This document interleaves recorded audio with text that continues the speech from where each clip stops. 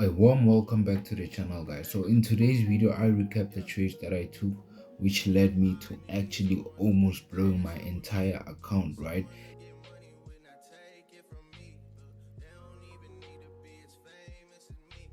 Now guys, this is CAD JPY on the 4 hourly time frame, which was at about 4:30 in the morning. So all I did was just identify my key levels, identify where the market is coming from and where it might potentially go, right? So we realized that we are sitting on support, and the market has been recently pushed further down by CPI and PPI, and the markets haven't recovered since then. So all I was looking for was some imbalances of going to the upper side, right? And one thing I realized is that I dragged my trend line on the hourly time frame, and I realized that we already had a break, right? And the market basically just broke out of structure, right? And the previous day I was actually anticipating a buy like that, a break right there like that, but then the market spiked down, as you can see there. So I thought the setup was already invalid. So with me seeing this, I now thought we had the confirmation that for the day we are definitely correcting to the upper side and going to the upper side, right?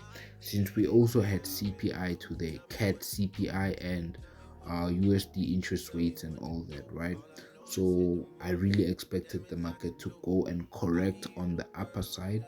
So I scaled down to 5 minute and I started seeing the mini trends within the main trend, right?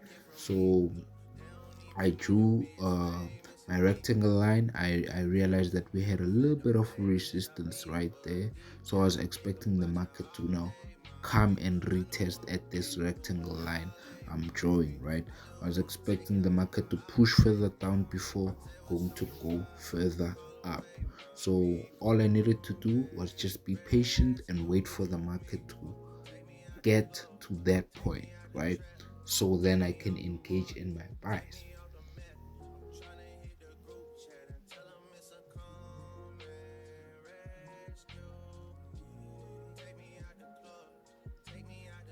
Now all I wanted to see was a break of this mini trend line to the downside and retest on this area, right here. And then I also switched to USD JPY. This one already had an analysis of which I analyzed the previous day, and if you want to see the full analysis of this one, you can watch my previous videos, right? So I realized that we broke resistance on this one. All we had to do is retest the same as the CAD JPY, right? So all I was expecting is a retest. Me doing that is just me seeing if I take a sell there, a buy there. If I engage in my long positions there, how much will I be risking, right? Where will I set my stop loss, right? So that was a bit too high for me. So all I needed to see was the market retest and go on the support level, which was a resistance, but now it's a support because we broke it. So we need to retest and respect it before we push further to the upper side. So impatient me, I enter instead of waiting for the market to push further down, right? Because I now think it's gonna push up instead of down. But that's one of the mistakes that costed me so much money in this video, right?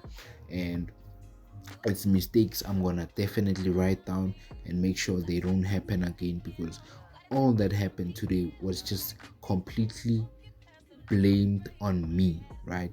I'm the one that actually caused me, because if I have 200 rand balance and I just risk 50 rand to make 100 rand or 150 rand, and I end up losing 200 rand in a day, I know exactly what I did to lose that amount of money. It means I wasn't able to take my loss properly and all that, right? So I entered, which was completely wrong of me to do, because my trading plan says I must wait. Well, I'm actually about to draft my trading plan, of which I'm gonna record a video on. So also stay tuned for that, because to get where I was, I definitely need to be focused, disciplined, and all that. So now it was about 9:19, and as you can see, the market was consolidating. But the most important thing is that most of my stop losses got hit. Yeah, most of my stop losses get hit. I think I added 2 more trades of which I didn't record, and I set a stop loss for them. I had overall of 4 trades running. By 9, all of them were hit instead of one, right? Only one was left. So now this is fast forward to around uh 1 minute before the event and all that, because there was an event that was going on. So by this point, I'm holding one trade. I don't even have a stop loss and all that.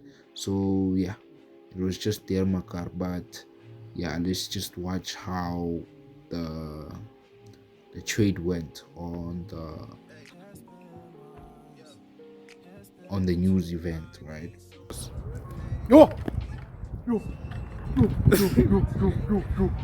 Yo! You flew. I thought it was fluid. Flew. Fluid. Now guys, what I want you guys to understand here properly is that yes, I got the direction of the event right, which means me anticipating a buy all along was actually my correct analysis, right? So now I knew that I can actually hold the trade to the upper side of the market. The reason all my stop losses got hit is because there was an event, and normally when there's a high impact event, the market will try by all means to not push in the main direction of the event, right? So it always pushes the opposite side, right? Now guys, I might have won the event, and I have holded the event for quite some time. We definitely went up, but then I set my stop loss at break even. So fast forward, basically I'm done holding the trade. The trade hit my stop loss. My current balance is around 42 rand. So yeah, it's either we're gonna try and grow that account and try to recover from that account by using proper risk management and all that, right? Drafting down a trading plan on how you're actually planning on doing that. But yeah guys, you stay tuned, and yeah, I'll keep on updating you guys, but make sure you don't repeat the same mistakes as I did. Follow your trading plan. Don't have FOMO. Don't have the fear of missing out. If you have one trade, stick to one trade. Don't add more as yet. Well, maybe it depends on your trading plan.